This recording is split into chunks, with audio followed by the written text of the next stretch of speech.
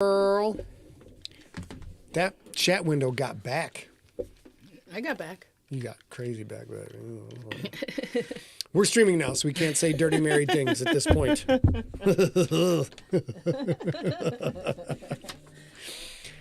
Yes. Yes, ladies and gentlemen. The Siglers are all about each other. All about that bass.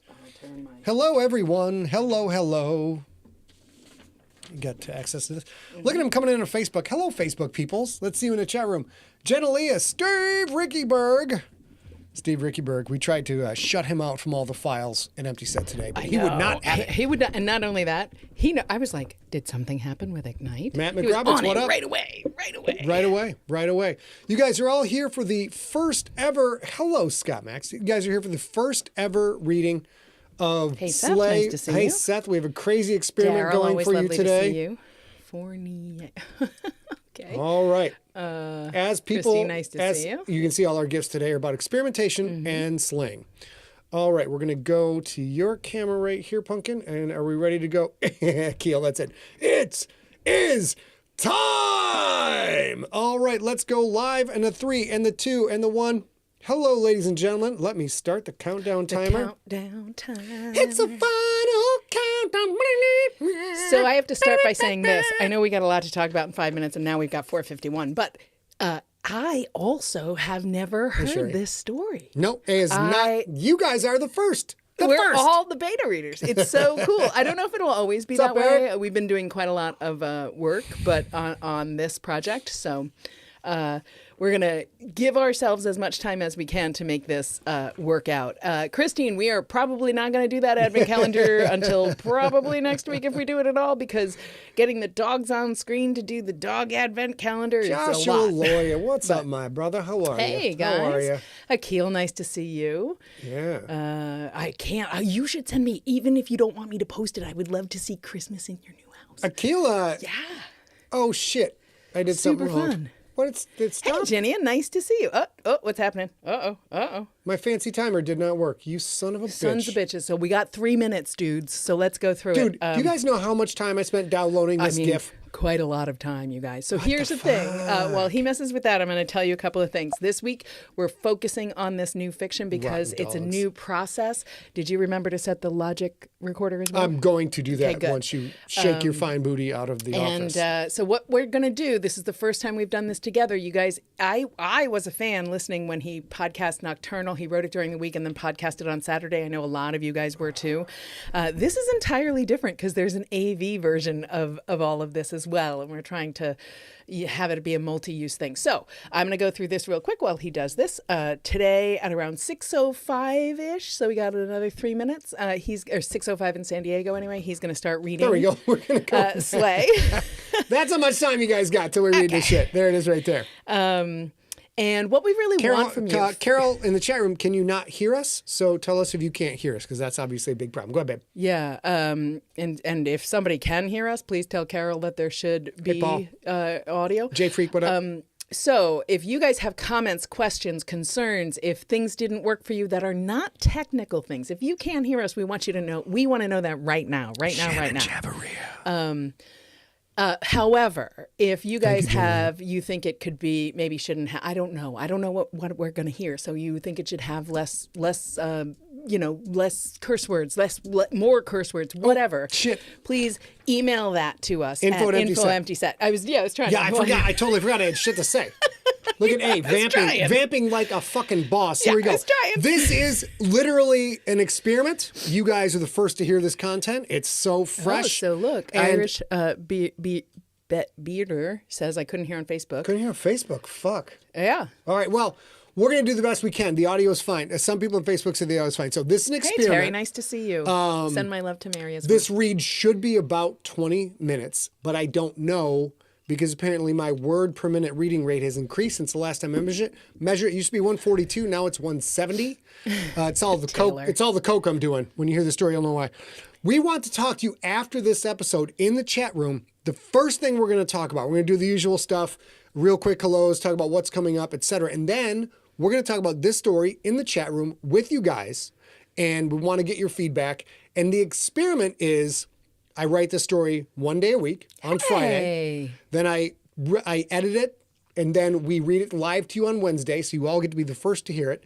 Then we talk about it after the show, a little bit, a lot of it, depending. And then we take that, we are recording the Wednesday live read. That gets taken care of by Allie, who helps us with all the stuff with a program Allie called Press. The Script. Awesome. And then that gets edited, and then the audio gets stripped out and gets put into the Sunday feed. Can What's I up, have your Esty? phone?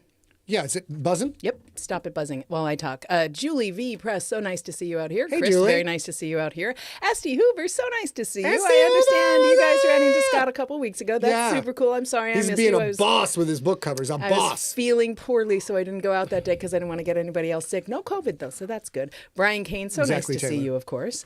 Great. Mr. Shank, very nice to see you as well. So Thank you, I'm Julie. going to scoot out of here real quickly when he starts to read in a little more than a minute from now, and then I'm going to come back in. All the stuff that we normally do, we tell you about the junkie party first Saturday of the month, all that. We'll do that after. Do it after. We'll do it after. Well, we're about to do some shit live right now. All right, 50 seconds to go, and then we're going to start this thing up. Baby, you want to start tapping out? Yeah, I can do that. So if you guys, I'll be in the chat room, but I'm not going to be Chris. on the screen so that he can focus on his reading. Yep. Because otherwise I'd probably poke him. Otherwise, her beauty is incredibly distracting to me, ladies and gentlemen. And I was poking. So I'll see you guys when we get back. Yeah, and you know what? If we continue to do this, Chris, We might, I we may might. end up We'll figure it out. just turning on my webcam, but I don't know how we would do that. So I'll see you in a minute. Okay, guys. All right, switching over to the primary camera, ladies and gentlemen. Love you, baby. Love you, babe. Love you, babe. Babe, babe, babe. Tap on out, babe. Boop, boop. All right, ladies and gentlemen, here we go. Turn on Logic. I will turn on Logic. I'm going to have to do something about that glowing sign behind my noggin. Turn it off? Yeah, turn it off, please. Okay, I'm turning on Logic, you guys. Hold on. Now, remember, again, this is the first time we're doing all kinds of stuff here. So there's going to be bumps in the road, ladies and gentlemen. But we're going to give it a shot. That's how my entire career happened. Started podcasting, just, flung poop against the wall. Found out what would stick, what would roll down. I know it's gross, but bear with me. And look what happened. All you lovely people are here hanging out because of that day. Okay, so I'm going to take the headphones off so I look a little less like the guys in Flash Gordon who manned the monitors, or whoever those dudes are from Doctor Who. And we're going to get into it. Here we go. Okay. Now, please, in the chat room, feel free to talk amongst yourselves. I am reading. I am not watching the chat. A will be watching the chat from her computer, but questions directly to me or comments directly to me, I'm just not going to see them. Now I hit my magic record button. Boom! All right, ladies and gentlemen, thank you for joining me. Here we go. Chapter 1, brand new story of Slay. There had to be a better way to earn money for school. Hundreds of ways, probably, but not for Billy. He didn't have connections. He didn't even have parents. Not since the second grade, anyway. For most of his 22 years, it had been just him and his grandma. She had no money, which meant he had no money. Then Joe called. "Easy moolah for someone like you, B," Joe had said. Even though he'd moved to Miami 4 years earlier, didn't Joe... The big pauses, I'll do this from time to time. That means the editor is supposed to cut stuff. Even though Joe had moved to Miami 4 years earlier, didn't he know Billy better than anyone? Even better than Grandma? 2 weeks of work. Dangerous work. No question about that. But really, it was just talking. Billy had always been good at talking. And now, it all came down to this. Joe gently slid a knife into the brown package. He swiped the blade with his fingertip, rubbed the fingertip against his gums.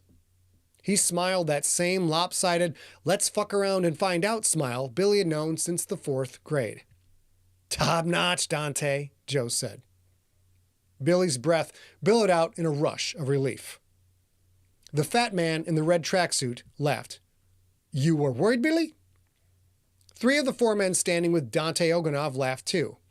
The big guy in a blue tracksuit, LT was his name, did not. LT held a walkie-talkie in one hand, kept looking to the warehouse's corners, to the shadows between the racks of boxes and crates, even to the ceiling. Joe closed the briefcase, hiding away 10 pounds of coke. "I was really nervous, Mr. Oganoff," Billy said. "I've never done anything like this before." If the coke hadn't been top-notch, would LT or one of the others put a bullet in Billy's brain? "You did great, kid," Oganoff said. "Impressive work for a rookie." 70 pounds overweight, yellowing teeth, hair slicked back by either gel or the same sweat that sheened his face. Yet Billy wouldn't have crossed the man for all the money in the world. "If you're happy, I'm happy," Billy said. Grandma loved to use that phrase. Billy should have been home with her, not in this warehouse at 2 a.m. Billy should have been home with her, not in this warehouse at 2 a.m., facilitating a drug deal with a real-life Russian mobster. Billy never wanted to do this again. People in the drug game were scary as fuck. One and done. Get that bread, bank it away, figure out what to do next. "Joe tells me you're smart as fuck," Oganoff said, "and that you have gift of gab. Said you could talk the pubes off a nun's pizda. Seems true. And call me Dante." "Thank you, Dante," Billy said. Wasn't too much to it, just logistics. Arranging the drop had been simple, if one didn't count the 3 sets of gangsters Billy had met face-to-face in the past 2 weeks. "He's more than logistics," Dante said. "Much more. You got balls, kid. You're a natural. This deal is first of many. I starting up business in this city, and I don't give a fuck what that cunt Calista has to say about it." Billy didn't know who Calista was. Hopefully, he would never find out. "Till I set up shop here, I need local," Dante said. "You are my number 1 guy. I gather you never tried Nurple." The three thugs stared at Dante, shocked. Joe's face lit up like Christmas had come early. LT, though, all 6'6" of him, glared at Dante. "Do you want your boas?" The big man... Sorry, getting the hang of it. "Do you want your boa?" That sounds like John Tweedy. You guys get to see how the sausage is made. "Do you want jerboas?" The big man shook his head. "Because this is how you get jerboas." Dante rolled his eyes. "By the time they get here, Billy will be enlightened. Jerboas, they will move on." Nurple, jerboas, and that other word, enlightened. Billy wanted out. He wanted out now. I gotta get going," he said. "My grandma's home alone. Guy in the apartment next to us, he's a crackhead. Reads a lot of L. Ron Hubbard and yells at cockroaches. Grandma gets scared if I'm not around." Dante grinned wide. "Like I say, you are my guy." He reached into his sweatpants pocket, came out with a small, brown, glass dropper bottle. "You need to know who you're dealing with, and I need to know if you can handle it." He unscrewed the cap. Inside the dropper vial, a fluid the color of amethyst. "Stick out your tongue. A little dab will do you." He held it toward Billy. Billy didn't panic. Twice while setting up this drop, he'd been asked, almost forced really, to do coke, heroin, to take random pills. He had talked his way out of those, and he would talk his way out of this. "Dante, here's the thing. The fat man snapped his fingers. Billy watched, frozen, as LT reached into his tracksuit jacket and drew an automatic pistol. He aimed it at Billy's head. "Don't panic. Don't panic." "Dante, there's no need for this," Billy said. "It's just that, well, I don't do drugs because of Grandma. I'm all she's got, For some reason, from gangbangers to thugs, from mafiosos to bone breakers, crime guys seem to have a soft spot for grandmothers. The grandma patter had worked wonders thus far. Your babushka will be fine, Dante said. You've got 5 seconds to stick out tongue, or LT will put new hole in skull. 1. Billy stared at the dropper, at the drip of amethyst. But what is it? Is Nurple, is potion, Dante said. 2. Do it, B, Joe said. Trust me, it's great. You won't want to go back. Go back? What the fuck? 3. Fucking Joe. Him moving away had been the best thing that ever happened to Billy. Why had he listened to Joe again? 4, Dante said. Last chance. Billy was going to die here. Would Grandma ever know? A shame, Dante said. Billy stood close. Try that again. A shame, Dante said. Billy closed his eyes and stuck out his tongue. Smart, Dante said. The drop touched Billy's tongue, and the world exploded with color. The man in gray watched from the shadows, waiting for the crow. Across from the alley, the warehouse. 2 thugs in tracksuits standing by the door. Tracksuits. How much more conspicuous could you get? He'd use his crossbow for the first kill. Even from this far away, the pair of thugs smelled of wickedness. He'd lose no sleep over their deaths. The muted drumbeat flutter of wings. The man in gray raised his forearm. The crow landed on it. 2 in the back, the crow said. None on the sides. None on the roof, give me a fucking cracker. You'll get your cracker when the job is done. Did you look through any windows? How many people are, a fucking cracker, a fucking cracker, a fucking cracker. Okay. The man in gray slid deeper into the shadows, watching the 2 thugs to see if they'd heard shitbirds screech. Looked like they hadn't. Good. He reached into his side pocket and gave Shitbird an oyster cracker. Then another, then another. Did you get a look inside? Smoke glass candy, ass, Shitbird said. Can't see inside. Give me a fucking cracker, a cracker. The man tossed the rest of the crackers onto the alley's dirty pavement. Shitbird dropped down to feast. Dante Oganov had arrived with 9 men in 2 black SUVs still parked in the warehouse lot. Was it only 9? Had there already been anyone inside? Time to find out. A hallucination. Several of them. That's what it was. Billy knew that, yet the knowledge didn't stop a trickle of pee slipping out before he clamped down, saving his pants from a full-on soaking. Dante had green skin. Green. His mouth was wider. Pointy ears. Yellow eyes. Sharp teeth that were too big for the yellowish lips. I'm so high, Billy said. Green Dante nodded. I have Warlock chained up in basement in Overtown. He make the best Nurple.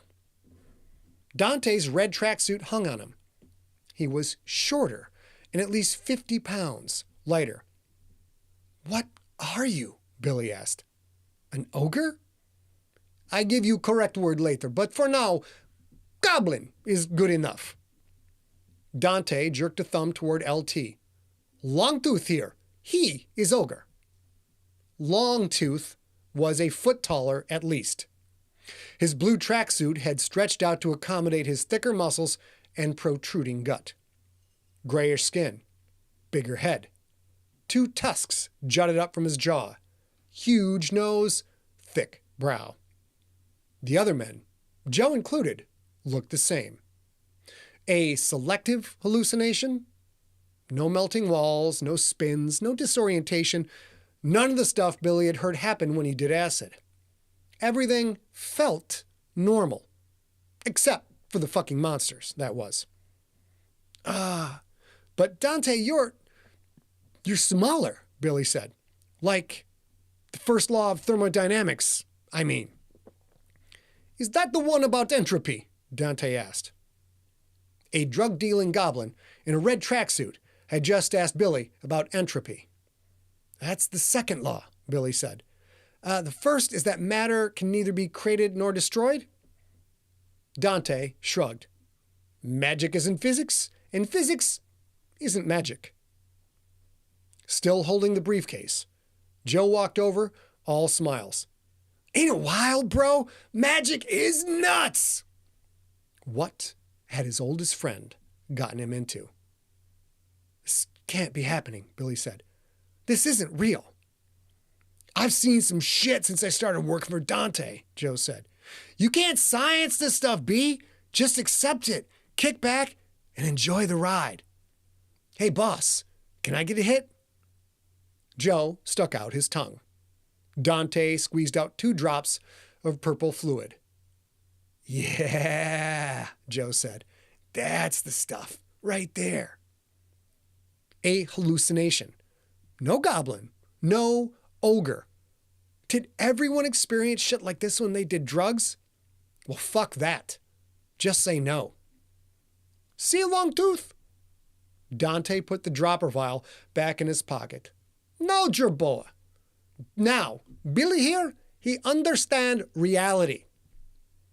The sharp squawk of a walkie-talkie, a rushed, tinny voice. LT, Joey's hit, like a fucking arrow or something. The ogre raised the walkie-talkie. Charlie, calm down. Who's out there? I don't know, Charlie said. Billy heard the gunshot, both through the walkie-talkie and through the warehouse's thin walls. Another tiny trickle of pee leaked into his underwear.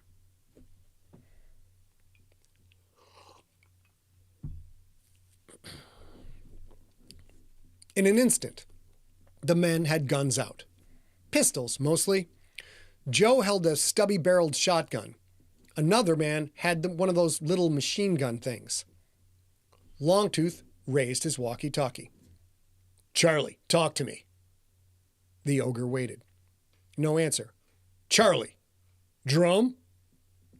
Again, no answer. Front and back door compromised. Front and back door compromised. Longtooth drew his pistol. We've got company. We should run for the cars, yes? Dante said. Longtooth shook his thick head. Vic, Donnie, check the front door. Be ready to shoot. The 2 men sprinted away. Tony, stay with me. Joe, new guy, check the back. The 7'6" tall ogre shoved his pistol against Billy's chest. A pistol that looked and felt all too real. Without a thought, Billy took it. He stared at it. He hated guns. Grandma would be so disappointed in him. Longtooth drew a second pistol. A sound like someone slapping a countertop. Tony stumbled, dropped his gun. A foot of arrow, black shaft and black feathers, stuck out of his left temple. A bloody bit of barb protruded from his right cheek. He slumped to the ground. Longtooth fired 3 shots. Billy wasn't sure where. The ogre grabbed Dante and hauled him stumbling along, firing as he went. Billy felt a pull too. Joe, yanking him in another direction, into an aisle between storage racks loaded with boxes. Come on, B, get to cover. They'd made it barely 3 steps down the aisle when a man stepped into view. Tattered, dark gray trench coat. A hood pulled up over his head, hid his face in shadow, only it wasn't a normal shadow. It twisted and warped, like a thing alive, like boiling black ink soup bubbling with the essence of evil itself. Billy and Joe stopped cold. A little more pee trickled into Billy's underwear. He was frozen in place. Joe was not. He raised his shotgun. The man in gray moved so fast, forward and sideways, the long coat flapping outward, so black inside, deep black like space with no stars, as Joe fired. Billy flinched at the roar, his eyes squeezed shut for an instant, opened again when the shotgun fired a second time. He saw the man yank the shotgun out of Joe's hands, easily, as if Joe were no more than a thumbless toddler. In almost the same motion, like a rubber band stretched and released. The man flipped the weapon, put the barrel under Joe's jaw, and fired. The top of Joe's head erupted in a puff cloud of meaty chunks. The blood and brains of Billy's childhood friend splattered against cardboard boxes. Joe dropped, lifeless limbs askew. The man with black malevolence for a face turned the shotgun, aimed it at Billy's chest. Then Billy heard a new sound. The man was sniffing? "Ain't here for you," the man said quietly. "Drop it and leave." The breath from those unseen lips smelled like cheap whiskey. Billy dropped Longtooth's pistol. It clattered against the floor. The man pulled the gray coat, not a coat, it was a cloak, that was the right word, slightly open, and slid the shotgun inside as if he meant to pinch it between his arm and ribs. When he released the cloak, the gray leather hung normally, as if there was no weapon there at all. "Find another line of work," the man said. "Your benefit of the doubt is all used up." That was good advice. Even Grandma would agree. Billy sprinted for the back door. Dante followed Longtooth. They quietly crept toward the front door. That kid, Billy, he'd set them up. Dante had to get out of there, had to live to fight another day, to get revenge on Billy and whoever he really worked for. Longtooth reached back a big, gnarled hand, stopped Dante in his tracks. There was the front door, some 20 feet away, red exit sign glowing. On the floor, Vic and Donnie lie in a pool of spreading blood, dead as fuck. Longtooth looked this way and that. The door was close. If they could make it, if... "Don't bother," a voice called out from behind. "I'll get you before you reach it." Dante turned, slowly, surprised at what he saw. A man in a dark gray cloak made of leather perhaps hundreds of years old, perhaps thousands. A burbling black cloud hid his face. Oh, shit. A Rixator. "Take it easy," Dante said. "You mind telling me why the Sorry, guys. "Take it easy," Dante said. "You mind telling me why the Bastion care about the insignificant drug deal?" "I'm not with the Bastion," the man said. "Consider me a free agent." Longtooth stepped past Dante, put himself between Dante and the man. "You killed our guys, free agent," the ogre said. "I like those guys. You want to try your luck?" Longtooth slid his pistol into his tracksuit jacket. When the gnarled hand came out, it held a thick sword. When the gnarled hand came out, it held a thick sword and a brown scabbard. "Ain't here for you, ogre," the Rixator said. "Drop your weapons and walk, but if you draw that blade, I will cut you down." There was more than a hint of eagerness in the man's voice, more than a touch of challenge. He wanted to fight. Longtooth could walk away and leave Dante alone with this murderer. The ogre slowly drew his blade. He tossed the empty scabbard aside.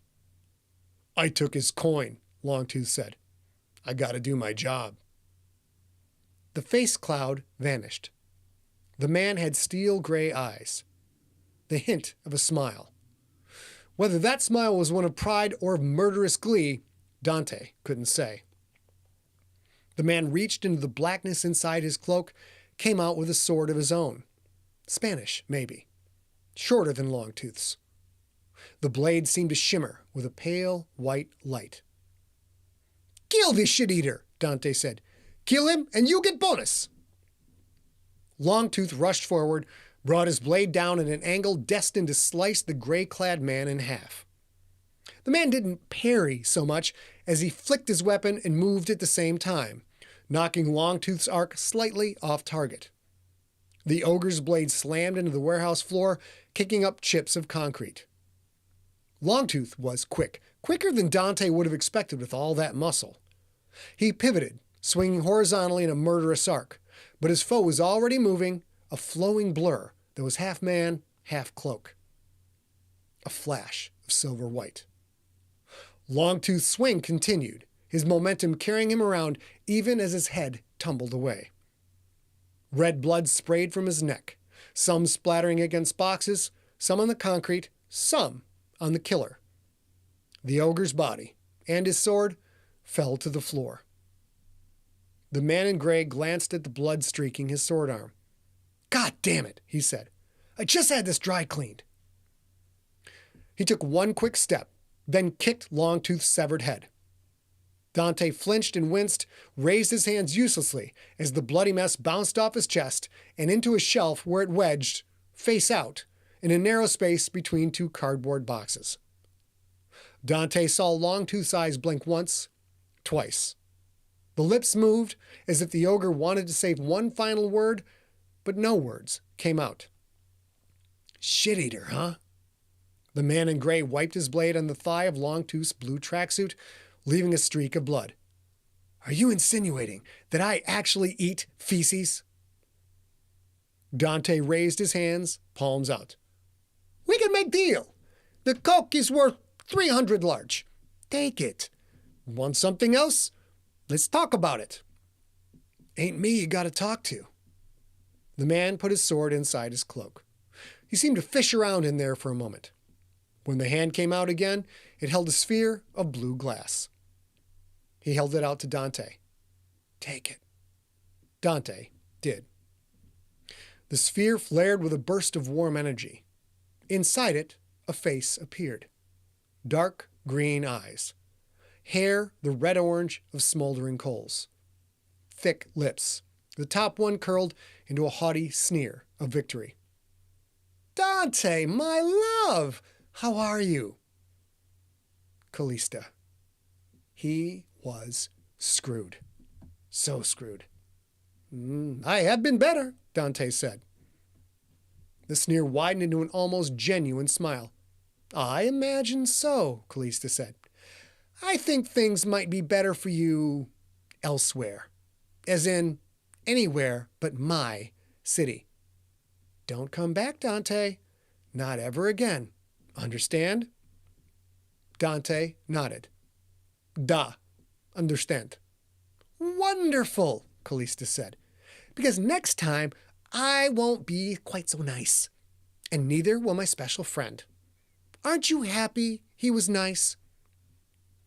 Dante glanced at the severed head wedged between two boxes, at the decapitated body oozing blood onto the dirty warehouse floor. "Da," Dante said. "Happy he was nice." "Good. Tell my man I'm sending the cleanup crew and that I want to see him right away." Callista blew a kiss. The globe popped into nothingness. The undulating shadow once again covered the Rixator's face. "She is sending sex gnomes," Dante said. "I heard. Stay real still while I frisk you." The Rixator pulled Dante's wallet from an inner right coat pocket, removed the money, tossed the wallet on the floor. He slid the cash into the darkness of his cloak. Dante could smell the booze on the man's breath. "You take my money. Callista, she is not paying you enough. Perhaps we can—" "Not interested," the man said. "Trust me, you can't outbid her." He searched another pocket, came out with a vial of Nurple and a Ziploc bag full of blocky clusters made of yellow, blue, green, red, and orange chunks. He dropped the vial, crushed it under one heel. The bag went inside the gray cloak. "No way," Dante said. "You are a gobhead? What I am ain't your fucking business. You should get moving before Callista changes her mind." Dante thought of asking if he could take the briefcase, but he had his life. That was enough. He knelt next to Longtooth's corpse and pulled car keys out of the ogre's pocket. With that, Dante stepped over the bodies of Vic and Donnie and left the warehouse. That is episode 1. Let's stop recording. Boom. Let's get it up here. Come on in, baby. I will. I can. I will. All right, let's get it back at it, babies. Here we go. Hello, ladies and gentlemen. Pardon my breath. Wow. Sexy live reads, ladies and gentlemen. Yeah, the sex gnomes are coming. Jason Brown, they are not infinity stones. You guys are going to absolutely. Thanks, honey. You didn't need another one. I'll take it. Well, okay. The sex gnomes are. How many flavors of wrong are there? I don't know. But you know what? I'm so sorry. There's a specific flavor of wrong. Let's bring the mic over. I forgot to say this story is not safe for work. In no stretch of the imagination is this story safe for work. It's not part of the Siglerverse, it sounds like. This is not part of the Siglerverse. Yeah. Several people asked that in the chat, and I, Yes, as Nelson. I told you, Yes, Nelson. They are gobstoppers after a fashion. All right, so I am only now looking at you guys' chat. Thank you. I see some people enjoyed the story. Hi, Shan. So next week we're going to do another one. Also, we're about to get into your. I want to get your comments about the story, but next week we have a guest. So I'm going to read the story, then we're going to bring the guest on. Sure, we'll do 5 minutes of asking questions about the story. So yeah, we're going to jump in. We one of our good friends, Bethany Brookshire. Bethany Brookshire is a science communicator and a journalist, and she wrote a book called Pests, and it came out on December 6th. We're both reading it. We're both really enjoying it, and it's how humans create a villainship between, for example, squirrels. You may hate squirrels. You may hate gophers. You may hate cockroaches, whatever they are.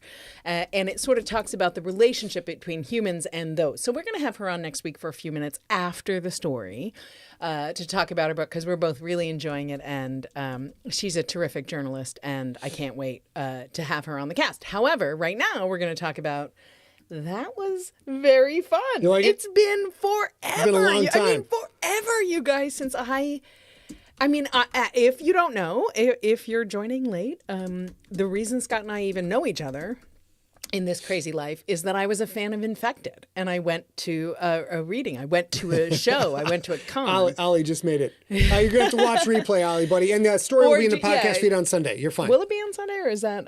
No. Yeah. January 1st, 2023.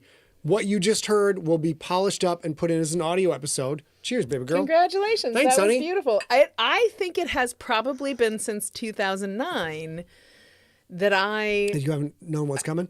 that I heard it at the same time as other junkies. Oh, how fun. I didn't even realize that. Yeah. It may be a little bit less than that, but it's definitely a long, long time. And this was Thank you, super Larry. fun. I got a little bit worried about Billy there. Thank you, Sherry. Love to hear you're not disappointed. So the thing is, I guess now that I realize it's probably too early to ask people, where do you think the story is going? What do you think would be cool? Because you're brand new to it, right? So you have no idea what's coming aside from the sex gnomes who are coming all the time. Wow. Ooh. It's a family show. It's not a family show anymore. It's just not. So I'll tell you this. Oh, wait a minute. You talk for a minute. Vamp. Sean asks, let's get chat up. Sean asks, a little confused at how the world is supposed to work. Is it always magical but hidden for everybody until magical intervention? Does it fade back if the nurple wears off? Does nurple turn one's nips purple? Yes. I've got purple nips right now. Oh my God. Purple nurple. Oh my God. I'm not going to get too into detail because I want you guys to have some level of discovery. Purple nurple is, frankly, I'll give you this. Purple nurple is a magic potion. I was not ready for the purple nipples discussion. I was not. I was trying to turn on that. That's all I'll say for now. I want you guys, because I want to grab you by the short and curlies and make you keep coming back. You know what I'm saying?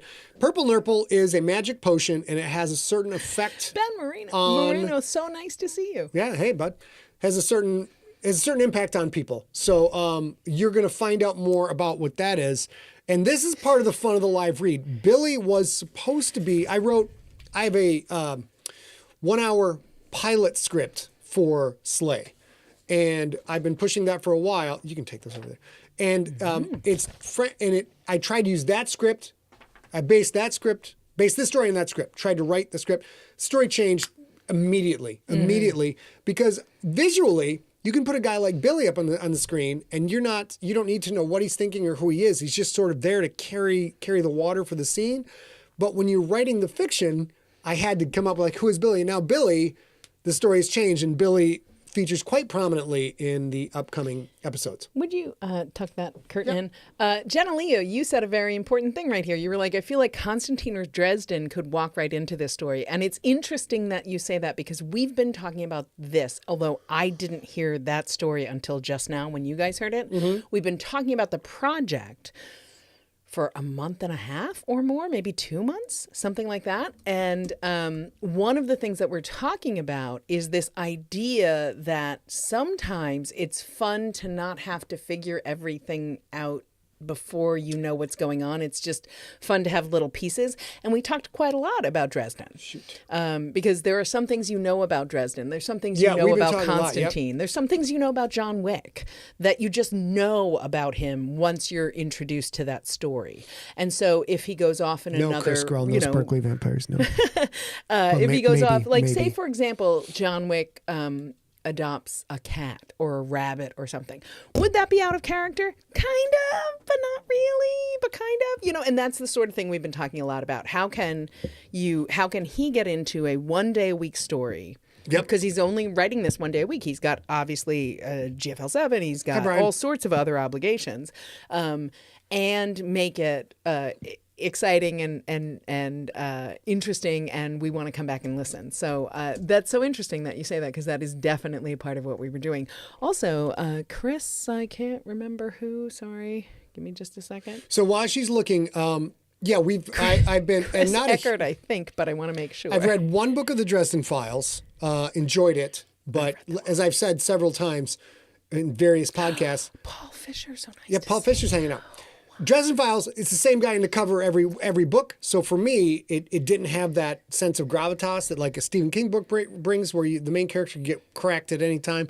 So I didn't continue with that series, but loved how it was written. I've met Jim a couple times. He's a great dude. And actually read up on Jim's writing. I read up on Jim Butcher's formula for writing fiction for the Dresden Files, and brought that into this, and actually based the template template for this story. I'm going to flow it out on two sources.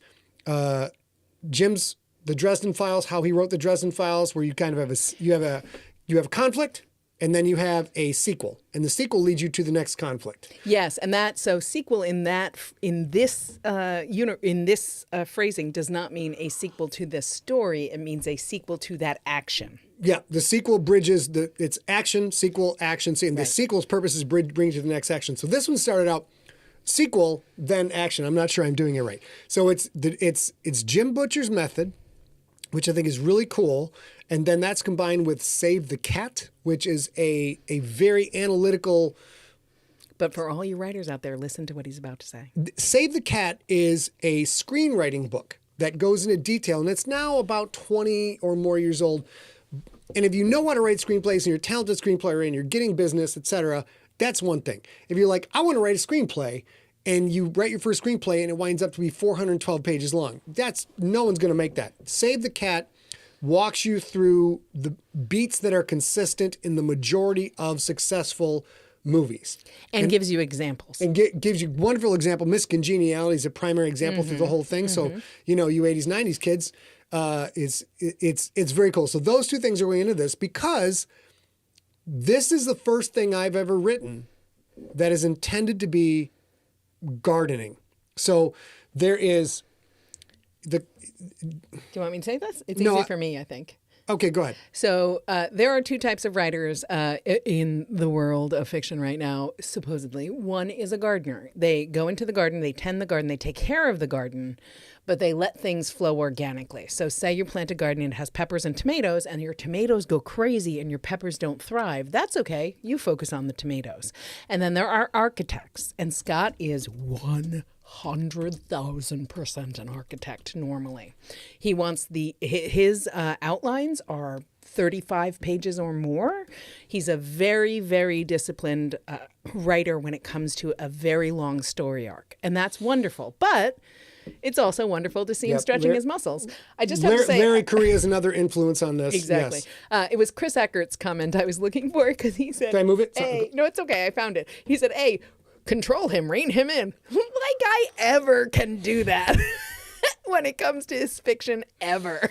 Like, I can do that. Like, you have to walk the dogs. It's 11 p.m. Mary Garrett says it reminds her a little of American Gods in that she's not sure what the fuck is going on. She loves it. American Gods is another influence on this. So you explained architect and gardener, right? Yeah, I did. Both. I was in my own space. So George R. R. Martin is a gardener. He's the primary gardener of Game of Thrones, yeah. Yeah, Scott Sigler is an architect, 100%. And there are very many writers. James Patterson, very clearly an architect. Jim Butcher, very clearly a hybrid architect who gardens. I don't know that Jim gardens, really. I don't know. Who, Jim Butcher? Jim Butcher. I don't think. Well, you know what? You've read his series. Yeah, I've read his entire series. So if you've read the Dresden Files, I'm not talking about Dresden himself. Dresden is clearly architected. There are blueprints for Dresden. But a lot of what happens, like with Michael, with all those other things, those are things that are gardening, that respond to how these characters are received. Kevin Hearn is, I think, probably a hybrid. I'm absolutely 100%. I think he gardens from he's an architect for a book, and then he gardens to the next book. If that makes Agreed. sense. Yes, and I will say I'm a huge fan of Peter Klein's work, and he's a gardener. He is absolutely a gardener, and I love it to death. Probably on meth all the time. Never on meth. He's just so creative and so willing to just be like, okay, let's follow this and see where it leads. And I have the pleasure. He lives in San Diego with his partner. He is a friend of ours. Well, a friend of Scott's, a friend of ours, whichever.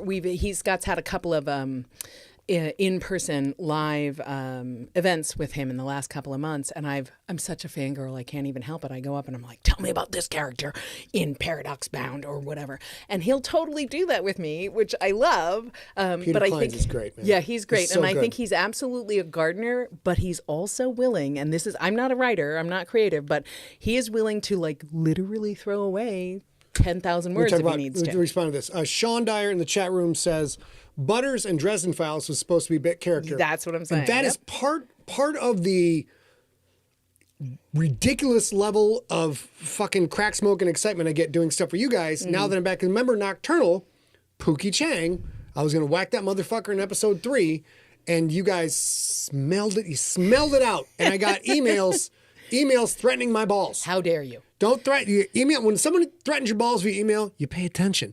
And it turns out that now Pookie is not only a beloved character in the Siglerverse, he's probably my favorite character as a creator. So I think we're So I'll also say Shitbird just completely popped out today. I can tell we're going to see a lot of Shitbird. We are, a lot of Shitbird. And Did you guys like Shitbird? Tell me in the comments. In the conversations was like, is Shitbird maybe a relative of Meth Pigeon? Which is lovely. But you're going to see Meth Pigeon, motherfucker. Meth Pigeon's going to be in this story. Sister, how are you? Angela, nice to see you. Meth Pigeon is in this story and will be interacting with Shitbird. It's going to be so great. So I will give you one more example of a writer. Richard Kadrey, if you've read the Sandman Slim series, that is absolutely no holds barred an architect story. You think so? It's 1,000%. I feel like he makes that shit up as he goes. No. No? Okay. Because if you know anything about, so I will give you this little secret about A. Sigler. My first college major was Greek mythology, because I'm an idiot who didn't ever want to make money. I don't know. And then I went to acting, so that worked out. But it did work out, as a matter of fact. So Richard Kadrey is 100% an architect for Sandman Slim. I'm not sure about the Grand Dark or all that stuff, but definitely Sandman Slim, because he pulls in, and he has to do all that research. It doesn't seem like research, but he has to do all that research on Seraphim and Greek mythology. Yeah, I'm not doing that shit. Roman mythology. I'm not doing that shit. And Norse mythology, to bring all of these ideas of heaven and hell and make them cohesive. Kevin Hearn, I think, is a hybrid. Peter Klein's, I think, is a gardener most of the time. Jim Butcher, definitely an architect for his main character, and gardens from there, as Sean said in the chat room. So he's trying to garden. And Yeah. the funny thing about this is in real life, he's the green thumb. I wear black and have a black thumb every single day of the year. That switch, baby. I'm so busy writing and doing, and then trying to Hey, plot. Kevin Mess. Trying Nice to see plot you. how we. Oops, didn't go this way. Oh, trying to figure out how to take advantage of the new technologies available. That's what this is about. I'm going to explain that in 1 second. I'm going to use the rest of our time to explain the grand plan with this format. And then, of course, trying to help my cousin with his band, Super Weapon. Merciless. My cousin Merciless he's not all there, ladies and gentlemen. Apparently he's developed his own religion. And not me, though, because my wife has specifically forbade me from starting my own religion. But I'm not in control of my cousin. Anyways, let's get into what the basic premise here is. So, this is an absolute experiment. Here's what I am trying to do to see if the technology will roll with this. We had an enormous amount of success with podcasting, and I saw some things in there early that some people saw, but not everybody saw, and it's led to me literally getting to hang out with you guys every Wednesday and entertaining you, and it's a joy and a delight and an honor to do that. What I see here is attention spans have shortened. So what I'm trying to do is come up with a way to tell 20-minute stories in two 10-minute parts. Because 10 minutes is the max video length for TikTok, Snapchat, and Instagram. That could change, but for now, if it's 10 minutes, I can put the whole thing up. So what I'm going to try and do is tell these stories to you guys every Wednesday in 10 minutes, a little bit of pause, 10 minutes. Yes, babe. No, Oh. I'm. And then that will be, then That's one thing. You're reading them every Wednesday. hold that 10 minutes in your head. Hold that for a second. So the 20 minutes, that goes to Allie. Allie does the editing into script where it actually lists the words I am saying as a transcription. She can delete all the ums and the ahs, delete everything to the snap. And when she deletes that, it actually edits the video. Then Allie can export a roughly 20-minute video, which will go up on YouTube. Will go up on Facebook as native Facebook video, which is important because Facebook hates YouTube and shits on all that. So those are the two big ones right there, right? And then that 20 minutes. And Allie is magic with this editing. Allie's She's so good at it. Allie's also one Allie of the. presses, She's one of the yeah. Utes. She's a Ute. She is a you. She understands the social medias. So then that audio, 20-minute audio, that's what I will be using to tickle your privates every Sunday. But it'll be polished up, no snaps, everything edited out. Should be pretty cool. We do that. Then with the video, eventually we'll be dropping 10-minute segments onto these things. And we're going to be doing little 60-second snippets of me talking with the words on the screen. Put those on Instagram, put those on Twitter, etc. So that try and catch people's attention as they're scrolling. They're like, oh, 60 seconds, I'll watch this. And then hopefully they see this big bald dome. They hear the story, like, I would like to know more about this. And then I can draw them over to YouTube, Facebook, the podcast, etc. That's the grand plan that we are going for with this shit. Go, babe. So Ryan Snow, you asked, could we do this on YouTube Live? Yes, maybe yes. But what we're We're trying to doing it on do YouTube is, Live. well, is it live? Yeah, it's live We're right live now. right now on YouTube. Yeah. But also, we are going with what we've done. So we started Sigler and Place in, I think, April of 2020 because we were stuck at home and missing you guys and figured you guys were also stuck at home and we wanted to just connect with you. And we've learned a lot since April of 2020, since it's almost 2023. So we're trying to start where we live and where we feel comfortable, but who knows, maybe the right thing. Like we also have this wonderful relationship with a company called Cast with a K, K-A-S-T, that we're probably going to integrate. Cast app dot. I'll figure it out. They're wonderful. They're San Diego based. They're really lovely, wonderful people. And we want to work with them. They want to work with us. And this will be, a Cast is a live watch party site. Yep. So like we could, several things. Like we're hoping in 2023 that we kind of get more involved with Cast and start streaming our stuff. And then also Scott makes a playlist of movies that he watches for every book that he writes, for all that stuff. And he could make a playlist there where you could be like, oh, he's writing The Crypt and he's watching all these movies. Which movies, And that would be fun because you could watch them with or without us. We could be like, hey, on Tuesday, we're watching whatever. Yeah, that's the biggest thing, right? We can there's two things we can do. We can watch a movie on Cast for copyright reasons I don't understand. And we can all sit down together to watch a movie, watch a TV show, and we haven't figured that out yet. We barely scratched this. But the other thing is, like Ace said, I have, I'm going to guess, Chris Grohl knows this, 20 movies that were instrumental in writing Shakedown, Book One of the Crypt. I know this too because I watched them all with him, some more than once. And we can post that playlist, and then if you guys are interested, as your time permits, you can go through and watch that shit. You can call each other, text each other, like if you have relationships with other junkies, say, hey man, we're going to go watch movie 3 on Sigler's List Friday. Join us. And then you're on the Cast app. We're going to get into it, but there's so much going on right now. Okay, couple things I'm going to do. Quick Sean rundown. Dyer, that is it. The Princess Bride on Cast app. It's going to be our first cast. First KST Princess Bride. Hi, Jeffrey. Thank you. We'll do a movie night. Ryan Snow, you're the absolute hero. You literally was like, what? I can go to YouTube? And you went to YouTube. Lovely. Also, Paul Fisher, you asked if we are worried about TikTok potentially being banned in the U.S. So this is, of course, seriously, as digital creators, for what that's worth, for Sigler and Plays, of course we worry about that. But we're more, for us, it's more about, I don't want you to have to come to me or come to Scott. I want to make sure we are where you are. Yeah. So if TikTok goes away, I mean, that will specifically stink for me for all the dogs I follow on TikTok. But Scott hardly watches TikTok, only if I send him things. So I think we'll be okay because we've got Cast, we've got YouTube, we've got Twitch, we've got Discord, we've got Facebook Live, whatever. We'll figure it out. We're not so much about trying to have you meet us where we are as much as we are about having our stuff come to you where you are. So now we have sprayed our plan all about your face and midriff. We've got to go back some basic stuff. Ladies and gentlemen, January 7th, 2023, you have the option to join Steve, the Iceberg Ricky Berg, who does a wonderful junkie chat that lasts for a very long time. It was so fun the last time. Long time. I always chat. You guys can pop in, you can pop out. It's BYOB. You can hang out. It's a bunch of junkies. I am not there intentionally because I'm in your face and midriff all of the time. And he's often at band rehearsal. And also often at band rehearsal. Also, and look at Chris. What?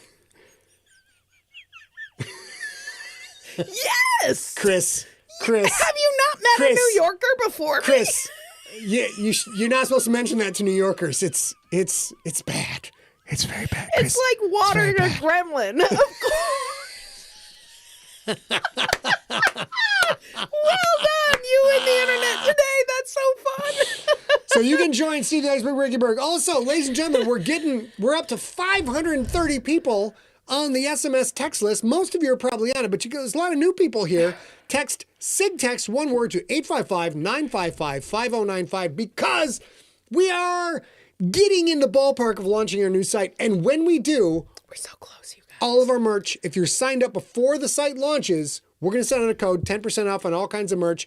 There may be some shitbird merch. There may be some meth pigeon merch. There's a lot of shit, a lot of fun stuff going on. So just sign up for that. And then last but not least, I apologize to all the newsletter subscribers. I meant to send out an animated GIF of Slay. Say, hey, come join us in the first ever launch of Slay. I did not get to it, but I did put it on the SMS list. If you're not signed up for the newsletter, do those things. All right, baby, what else we got? We got to go through let's see. So, housekeeping.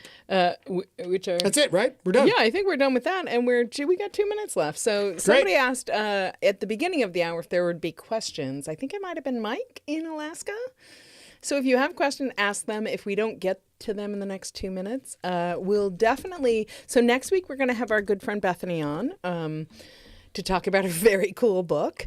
And you guys should get it if you haven't. It's on Audible. It's everywhere. Get it wherever you buy books. Thank you, Steve. Thank you, Comptonius. Yeah, watch it on the replay. You'll love it. Yeah, and also, again, if you guys... We're going to do this pretty much every Wednesday. But if you can't watch the live read, That's why, first of all, it's archived. It's archived on Twitch for 2 weeks. It's archived on Facebook in perpetuity. It's archived on YouTube. You can always come back and watch, see this beautiful woman and I talk about the story and read the story. And then, of course, if you're just busy or you just like the fucking audio, it's going to be in the feed on Sunday. So there's, you can't lose, son. You can't lose.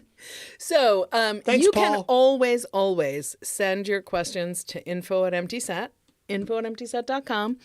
Any questions you have, questions about your orders, questions that you want me to read here, concerns about how we're doing this and you think we should wear brighter colors, that won't happen. But feel free to email us and we'll talk about it. We're a shades of black couple. I'm a New Yorker whose dad was a mortician. Oh, I was literally about to try to mimic what you said and use my hands like, I am a New Yorker, except you're in the middle. I am a New Yorker. My dad was a mortician. I wear black every day. It's like being married to a fucking redhead. It's like being married to a female James T. Kirk. I am a New Yorker. My father was a mortician.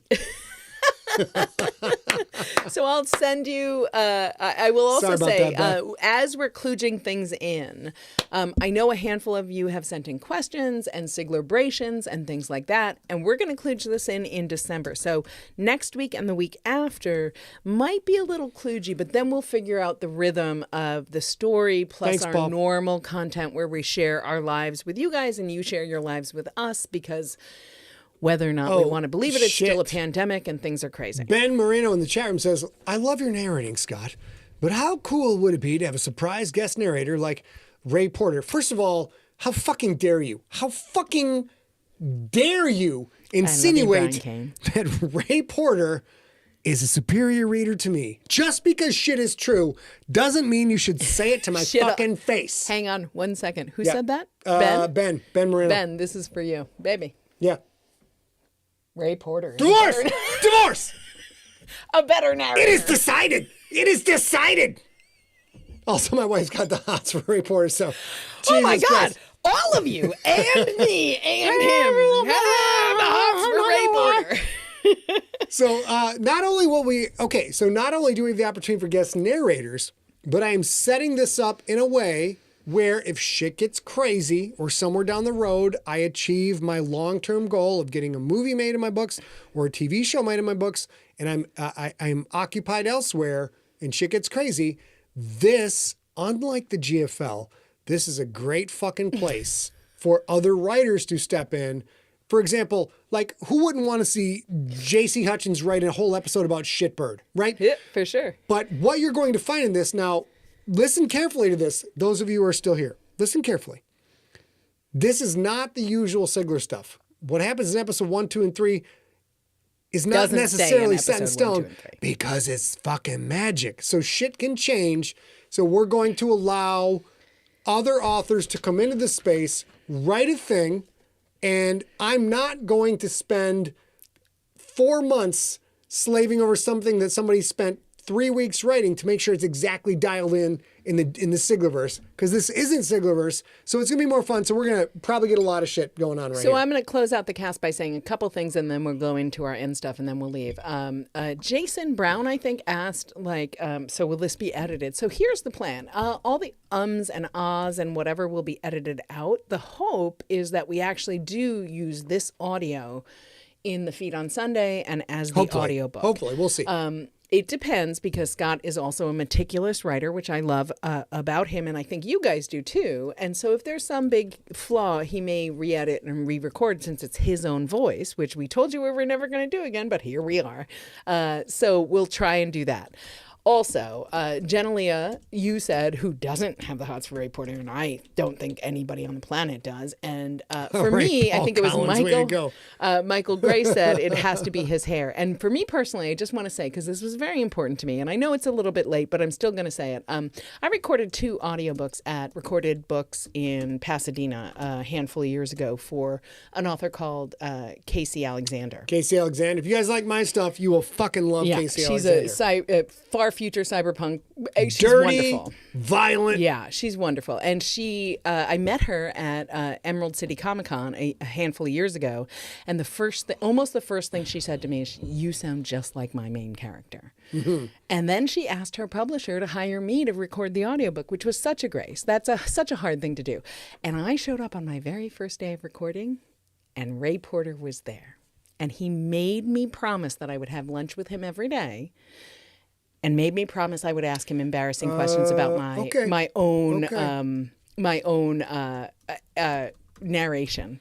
And I did it, and it made me such a better narrator. So I love Ray Porter for his heart and his brain and his curls. He's just a good dude. All the things. He's also, just a wonderful guy. Why has he got to be an asshole with all that hair? Seriously.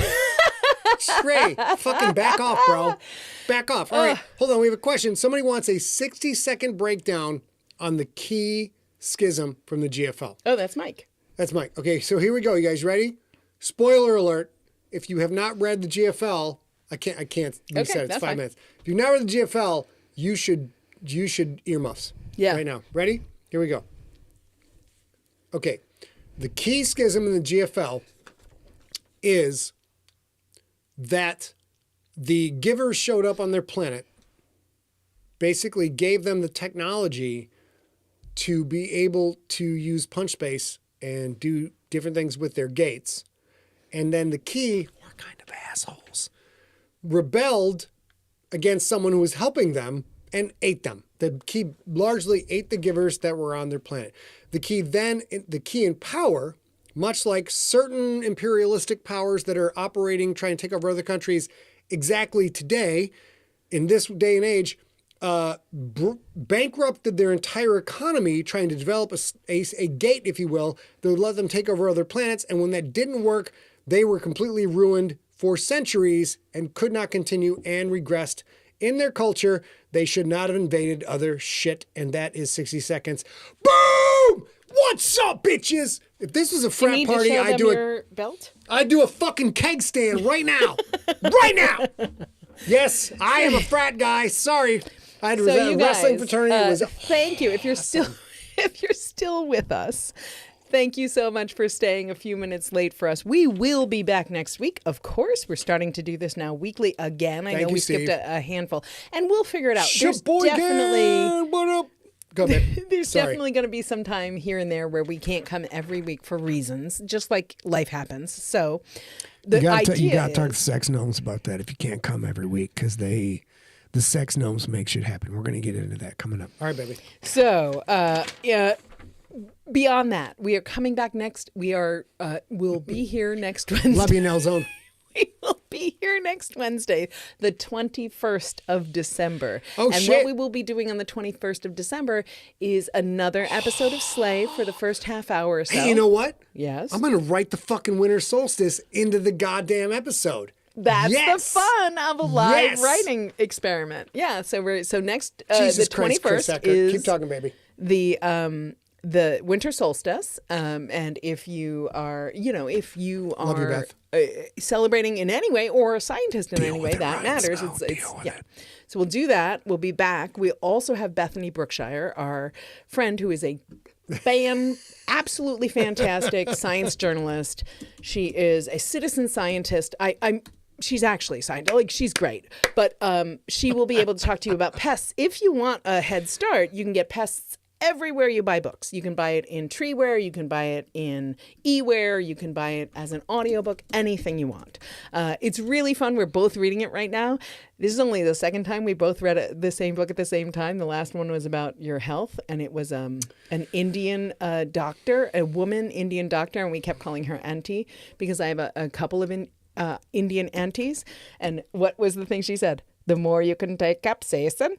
No more capsaicin. So if you like spicy food, that's apparently very good for your heart. That's what we learned from Auntie with the other book. But we'll see Bethany next week. Hold on. Let's get the text number up. Ben is asking, turn that off. Ben literally asked, how do I be made aware of episodes dropping? Ben, fucking text 855-955-5095. I dropped at 4 p.m. today, 2 hours outside the episode. I dropped a text that had all the links. You can watch it anywhere you want, and it's easy. Dude, we don't spam. All those spammers suck a bag of dicks. Anybody gonna buy my fucking list? No, son. Never gonna fucking happen. Just do that. Do that right there. So, right, Sean Dyer, we don't know what the plan is. We have a yearly empty set summit, which sounds crazy since we live and breathe every single moment together. Wait for shipper, bro. Go, sorry, baby. But once a year we sit down and we talk about our business and we talk about the fiction that he's going to write in the new year and we talk about all that stuff. That is the week between Christmas and New Year, and we're going to figure this out for what happens when we can't podcast. What is very likely, I'll just tell you now, he doesn't want to believe it, is there will be some weeks where we don't have a cast, and that's see. It's going to be fine. It's going to be fine. The whole world has evolved. Who the F were you in 2005? I can't even remember who I was in 2005, but it was not this life. So we'll figure it out. We want to make sure you guys have community. We want to make sure we have product. We want to make sure we have a way to connect with you guys. But we'll figure it out. And I will let you know in January, once we have our summit on the last week of December, how that will go. All right. But Michael Grace, the AI, I will continue to play with the AI because the pictures the AI generated for 15 minutes of work on my part. Also, guys, chefs, dude, the AI, the insane shit the AI came up with based on pictures of me. I know I gave away my face. It's bonkers. Just keep watching. That took 15 minutes. Love you. But you guys, let me tell you this. Those pictures that you're seeing on social media right now started from 15 minutes, only 15 minutes, like he says, of him wandering around the house, stacking up pillows and boxes and weird ass shit so that he could take a full body portrait, because apparently that was I don't social media much. I just hang out with you guys. So baby, I'm just glad I didn't post naked pics of myself from that AI, because who knows what they would have done with my schwanz? Who knows? What are all these cairns? What is this? There's a whole bunch of cardboard boxes in the living room. There's 6 pillows in the bedroom. And we never got that Kraken pillow. So it was just a bunch of pillows stacked. I didn't even know what was happening. I was like, what's going on? He's like, I'm doing social media stuff. All I'm saying is stacked pillows is something the sex gnomes are going to be into. And you guys, listen, I'm serious. Don't say goodnight, Papa. Listen to this fucking live stream with your children. It's not my problem. If the fucking cops show up, it's not my fucking, that's on you. That's on you if you listen to this with your kids. Okay? However. Okay? Okay, let's switch over here. Questions, if you have questions, you can send them to info@emptyset.com, right above his head right there. info@emptyset.com. Literally for any question you have. That's the best way to reach us. Unless it's about math, because I'm not going to answer that That's still the shit. best. He only sees them if I point them out to him. So that works out. And until next week, Solstice, bitches. Witches love the. I think do witches love the solstice? Everybody loves the solstice. Witches love the solstice. What's up, bitches? All right, let's go. Until the 21st, this is you. You're reading this out loud. We'll be back December 21st for winter solstice.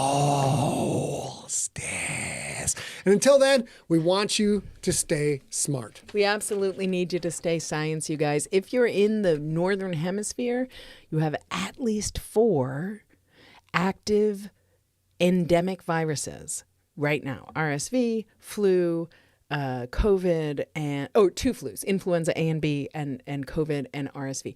Be careful. Wear a mask in a big public setting. Do it. Hey. Be careful out there. Those of you who recognize that quote, you are my people.